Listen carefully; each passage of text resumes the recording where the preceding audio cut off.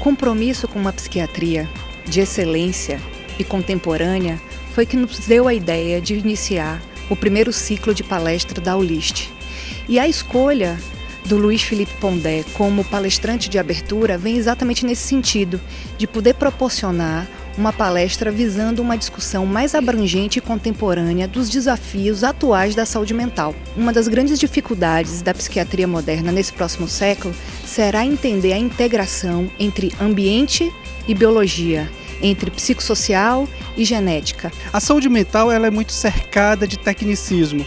Nós estamos muito acostumados a falar de um ponto de vista técnico, puramente técnico, esquecemos que também ela é permeada pela filosofia, pela política, por posições éticas. Então, quando você fica só na técnica, você perde muito a essência do que é nosso trabalho, que é lidar com humanos.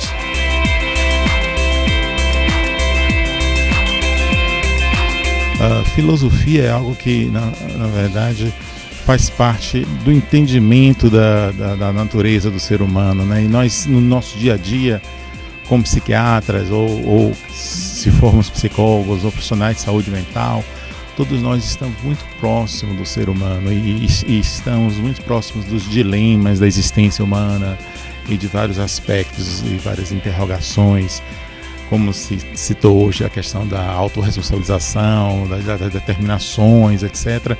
E isso a gente vê e tem também, na verdade, antecedentes na história, né? Se citou muito história desde a época da história grega, se passou por várias épocas, né? Se falou do Brasil, a sua formação, se citaram vários filósofos, autores. Eu acho que isso também acrescenta mais conhecimento a alguma coisa e sem dúvida reflete no nosso dia a dia positivamente para ampliar o nosso conhecimento, até talvez ajudando a lidar com o nosso cuidado ao paciente.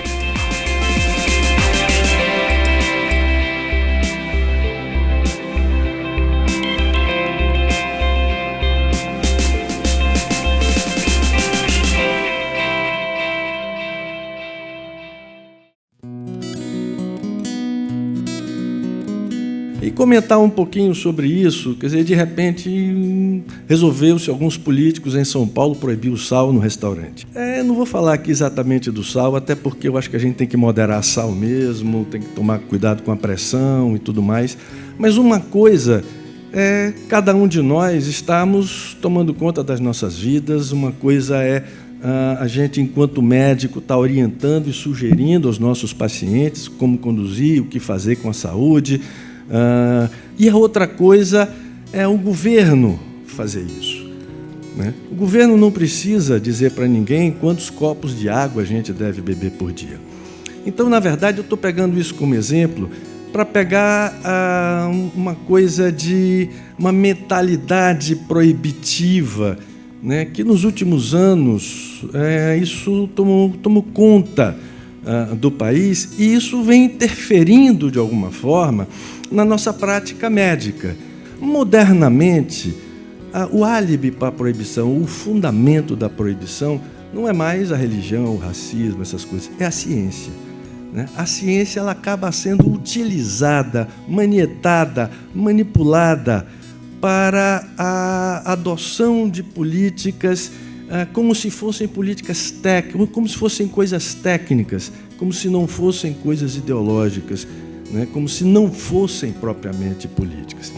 Então, eu vou conversar rapidamente sobre isso, quer dizer que essas políticas proibicionistas, elas pegam conclusões muito controversas de estudos científicos, elas consideram a suposta ciência como uma verdade absoluta, isso não é exatamente científico, e isso, quando é apropriado pelo Estado, né, vira uma religião de Estado, uma religião de um Estado ateu que é diferente de um Estado laico.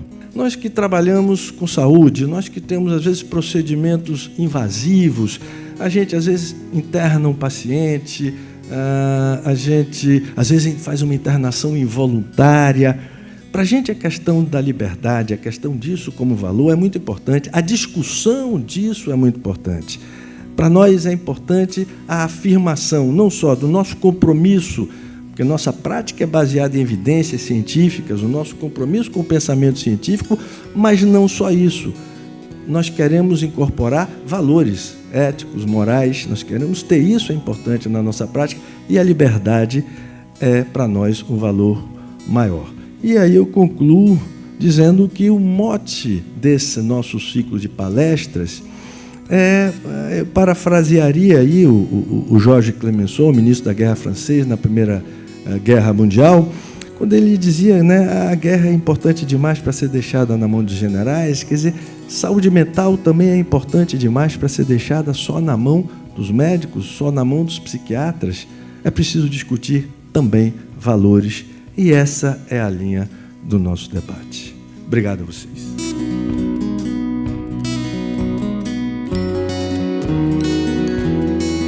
E eu queria que vocês pudessem falar um pouquinho, assim, do ponto de vista filosófico, do ponto de vista psiquiátrico, como é que vocês veem esse momento hoje da nossa sociedade, que a gente se encontra inserido, desse processo de responsabilização e de autoimplicação nas coisas do dia a dia ou na doença psiquiátrica?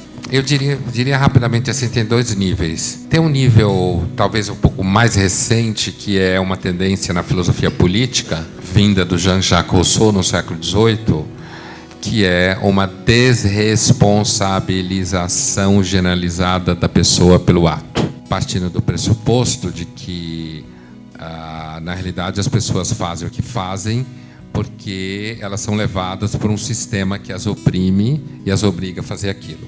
Então, o Jean-Jacques Rousseau, que é, na realidade, o grande ancestral da teoria marxista nesse sentido, é um determinista nesse sentido, de que a humanidade se perdeu, foi criada a propriedade privada, a competição, o acúmulo, e que as pessoas são corrompidas. Eu acho que a primeira coisa que a gente tem que aprender, que os europeus vão ter que aprender na lida com os terroristas, eles têm que aprender a respeitar os terroristas. Os terroristas são gente séria, gente que morre pela causa, motivada. O terrorista é um soldado. E os europeus insistem em achar que os terroristas são vítimas sociais. E cada vez que os europeus acharem que os terroristas são vítimas sociais, os terroristas vão ter vontade de matar mais europeus. Porque isso significa que os europeus estão dizendo que eles são os idiotas, coitados, incapazes. E eu uso isso como exemplo para falar do primeiro nível, de alguma forma, do que seria uma desresponsabilização, que eu acho que é um processo de infantilização, uma recusa do amadurecimento. Uma outra coisa na filosofia, esse é um debate infernal. Se a gente é responsável plenamente pelo que faz ou não. Muitos da filosofia acham que a psicanálise e a psiquiatria retiram a responsabilidade do sujeito, né?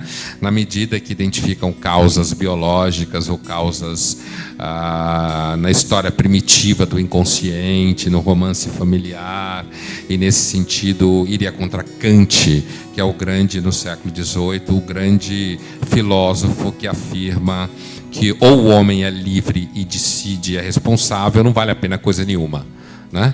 O homem não pode ser determinado por nada na sua decisão moral. Então, do ponto de vista da filosofia, não há um consenso fechado sobre se o homem é ou não responsável pelo que ele faz na sua plenitude. O que há é, do ponto de vista da filosofia antiga aristotélica, o homem deve buscar a responsabilidade pelo que ele faz, mesmo que ele saiba que existem dimensões determinantes no comportamento dele. E uma desses fatores determinantes é a própria contingência que age sobre ele, né?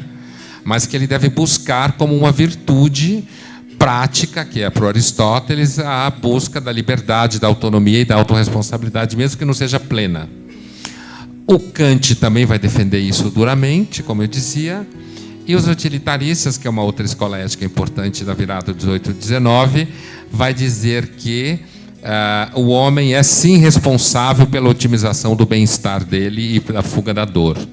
Então, a filosofia ela tem uma tendência a valorizar a ideia do sujeito como responsável, até o Rousseau, no século XVIII, que deu uma esculhambada. E, para terminar, A própria origem da filosofia na Grécia é uma afirmação de autodeterminação do sujeito. Porque na religião grega, os deuses faziam o que queriam com a gente. E as moiras teciam o nosso destino, a gente não era livre. E a filosofia, em Platão, ela aparece como uma tentativa de afirmação da autonomia do sujeito no uso da razão, né? E a capacidade da razão, de alguma forma, orientar a sua vontade, o seu desejo. E, portanto, isso é um valor na filosofia. Eu, pessoalmente, que sou muito influenciado pelo pensamento trágico, pelo pensamento romântico, tenho lá minhas dúvidas da autonomia racional do sujeito. Eu acho que o centro da vida são os afetos, as emoções, e a razão faz o que pode para sobreviver a elas. Eu vou aceitar um pouquinho essa provocação que você fez aí sobre a psiquiatria, a psicologia contribuiria para essa infantilização.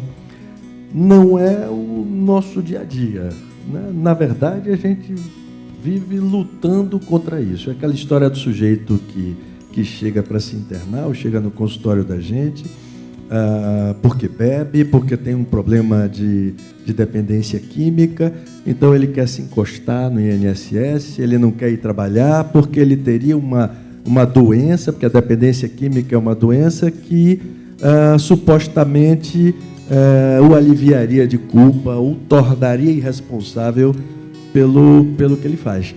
Todo o nosso trabalho é dizer para ele o seguinte: olha, já que você é um dependente químico, você tem a responsabilidade de evitar o primeiro gole. Isso ninguém pode fazer por você. Eu bebo, eu não sou dependente químico, você é, então você não pode beber. Se você é diabético, você não pode comer açúcar. Se você tem pressão alta, você tem que restringir o sal, mas as outras pessoas não.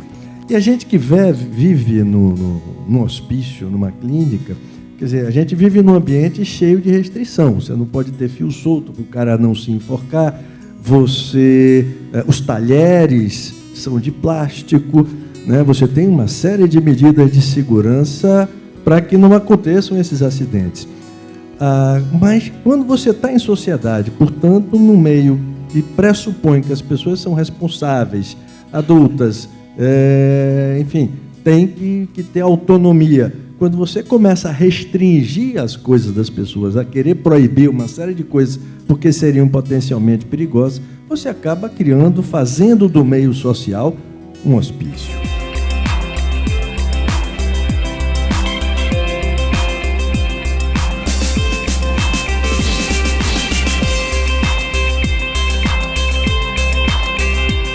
Eu achei extremamente interessante, assim, e se fosse usar uma palavra seria inovação, né? Primeiro com a palestra da psiquiatria, depois com a palestra do professor Luiz Felipe Pondé, né, um filósofo, né, trazendo os temas, né, para um âmbito mais geral e ao mesmo tempo profundo, né, do pensamento humano, do viver humano. Eu achei extremamente interessante e que acrescenta bastante para nós, inclusive também como profissionais de saúde, para aprendermos e podermos utilizar, ou seja, esse aprendizado na nossa prática diária. Para mim foi uma alegria imensa poder reunir tanta gente interessante, tanta gente bonita, para conversar um pouco sobre filosofia, sobre o nosso trabalho no dia a dia e pensar um pouquinho a saúde mental para além das coisas técnicas. Pensar que o que a gente faz também implica em valores éticos, valores morais, implica em conhecimentos de filosofia e de história. Quer dizer, o ato médico ele é muito mais que uma coisa puramente técnica, é um ato humano e, enquanto isso, é um ato com muitos valores, muita história. O ciclo de palestra Ulistes ele vai ser composto de 5 encontros, que vão ocorrer a cada 2 meses, sempre com palestrantes de nível nacional que possam trazer exatamente um ponto de vista ou uma visão diferenciada sobre as questões relacionadas à saúde mental. Esperamos que seja uma oportunidade especial para que a gente possa discutir, conversar e trazer questionamentos novos. Espero que vocês aproveitem.